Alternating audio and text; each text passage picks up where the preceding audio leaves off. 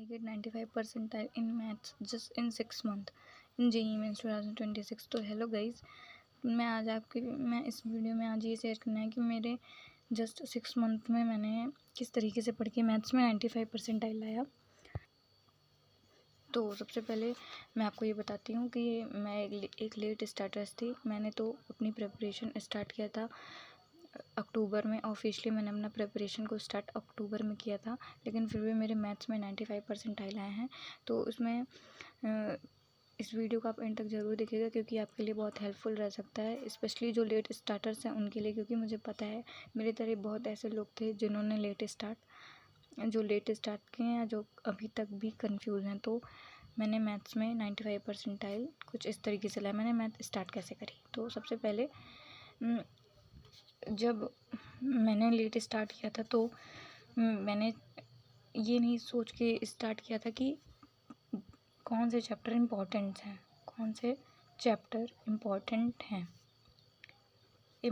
हैं। पहले मीन्स मेरे लिए ये था कि जो चैप्टर मेरे को टफ लगते हैं, मैं उनसे नहीं स्टार्ट करूँगी। मैं उनसे नहीं स्टार्ट करी बिकॉज उससे ना मेरे को डिमोटिवेशन आता और मैं फिर डिमोटिवेट होके फिर मैं पढ़ाई ही अपनी पढ़ाई बंद कर देती।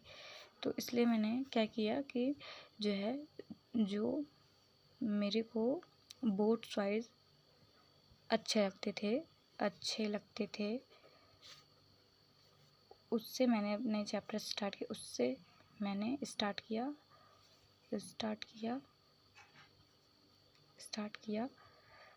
स्टार्ट किया और जैसे मेरा कैलकुलस वीक था तो मैं कैलकुलस को स्टार्टिंग में पढ़ना नहीं चाहिए। मैंने कहा इसको मैं पढ़ूंगी तो एक तो मेरे को वैसे भी वीक है, फिर मेरे को दिक्कत होगी। तो इसलिए मैंने, जैसे मेरे को determinant matrices, vector, 3D algebra ये सब मेरे को आते थे, तो मैंने इसको किया। इस सब से मैंने पहले एक पूरा अच्छे से वो बनाया। अब उसके बाद किस टीचर्स को मैंने फॉलो किया। तो टीचर्स की बात करूँ तो वैसे तो गाइस मेरी राइटिंग बहुत अच्छी है, पर अभी मैं ऐसे ही उल्टा सीधा लिख रही हूँ। किस टीचर्स को मैंने फॉलो किया, तो फर्स्टली मैंने जिसको मेनली फॉलो किया है वो वोरा क्लासेस के निशांत वोरा सर से मैंने मेनली इन्हीं से ही पढ़ा है, इनके ही ट्रिक्स से, इनके ही उससे। क्योंकि मेरे पास टाइम कम था तो इसलिए मैंने सिर्फ निशांत वोरा सर को ही फॉलो किया और कोई पेड बैच नहीं था मेरे पास। सिर्फ मैंने इनका YT चैनल जो था JEE ब्रीफ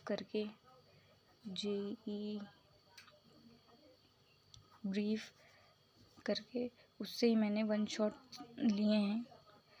और मैंने मैथ को एग्जैक्ट कितने दिन में कंप्लीट किया ये तो मैं आपको बाद में बताऊंगी, लेकिन मैंने इनसे कंप्लीट किया। और मेरे इम्पोर्टेंट चैप्टर्स की लिस्ट पता है, JEE मेंस के इम्पोर्टेंट चैप्टर्स से मैच खाती थी अप्रॉक्स 80%। हाँ, कैलकुलस तो मेरा उतना स्ट्रॉन्ग नहीं था, पर ऐसा नहीं है कि मेरे को कैलकुलस में कुछ आता ही नहीं था। जैसे मुझे डिफरेंशिएशन आता था, इंटीग्रेशन में मेरे को कुछ सब टॉपिक्स आते थे, पार्ट्स बाय पार्ट्स आते थे, कुछ ही टॉपिक में मैं मिस करती थी। तो मेरे इम्पोर्टेंट चैप्टर जैसे डिटर्मिनेंट्स,